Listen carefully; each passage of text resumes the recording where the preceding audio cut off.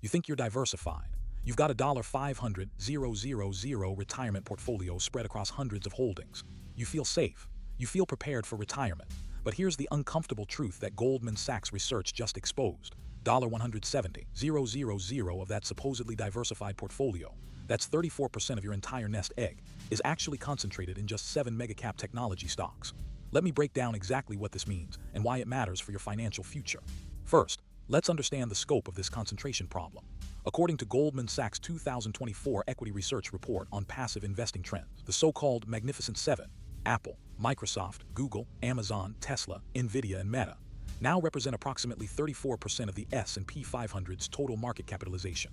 If you own a total stock market index fund, which most financial advisors recommend as a core holding, you're automatically exposed to this concentration whether you realize it or not. Here's a concrete example. Let's say you have 500,000 in a standard total stock market index fund like VTI or VTSAX. These are excellent, low-cost options recommended by experts like Warren Buffett and Vanguard founder John Bogle. However, due to market cap weighting, where larger companies get larger allocations, approximately 170,000 of your money is automatically placed into those 7 stocks. That's not your choice. That's not active stock picking. That's just the mathematical reality of how index funds work. Now, you might think, but these are great companies. Why is concentration a problem if the companies are quality? This is where the Goldman Sachs analysis becomes particularly enlightening. The research showed that such concentration creates several specific risks that most investors aren't adequately prepared for. The first major risk is sector concentration. All 7 of these mega-cap stocks are technology or technology-adjacent companies. When you think you're diversified across the entire economy, healthcare, energy, financials, consumer staples, industrials, you're actually making a massive bet on the technology sector. In 2024, technology represents over 30% of the S&P 500, up from historical averages of 15–20%. This means if technology underperforms or faces regulatory headwinds, your supposedly diversified portfolio takes a disproportionate hit. Let me give you a historical example. In the dot-com bubble of 2000–2002, investors thought they were diversified because they owned many different internet companies. Cisco Systems alone represented nearly 3% of the S&P 500 at its peak.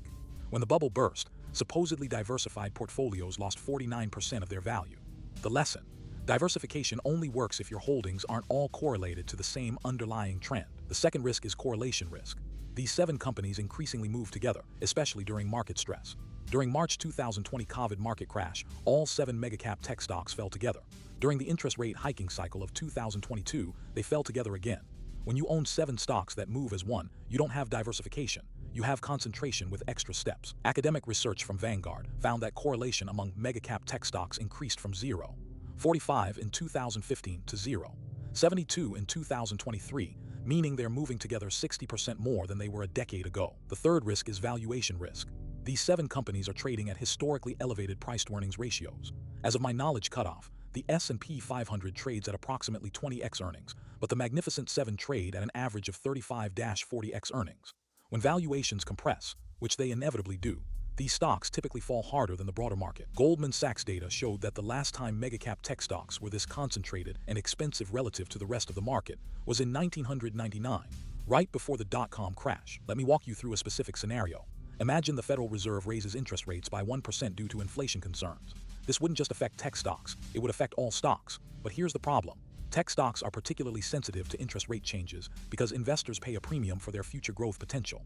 That premium shrinks when interest rates rise. In this scenario, your supposedly diversified 500,000 portfolio might fall 15–20%, but the 170,000 concentrated in mega-cap tech might fall 25–35%. Meanwhile, your exposure to dividend-paying utilities or consumer staples, which typically hold up better in rising rate environments, is too small to provide meaningful protection. Now, what does Goldman Sachs recommend? Their research suggests that investors should be aware of their true portfolio composition. One key finding: only 27% of passive index fund investors realize how concentrated their holdings actually are in mega-cap tech stocks. This is a major knowledge gap. The Goldman Sachs report makes several specific recommendations. First, consider using equal-weight index funds instead of market cap-weighted funds. An equal-weight S&P 500 fund gives every company the same allocation, regardless of size. This would reduce your concentration in the Magnificent 7 from 34% to less than 5%. However, this comes with trade-offs. Equal-weight funds have higher turnover and higher fees, typically 0.40% versus 0.03% for cap-weighted funds. Second, explicitly diversify across asset classes. This means not just owning US stocks, but also owning international stocks, which have much lower exposure to megacap tech, bonds, real estate, and commodities.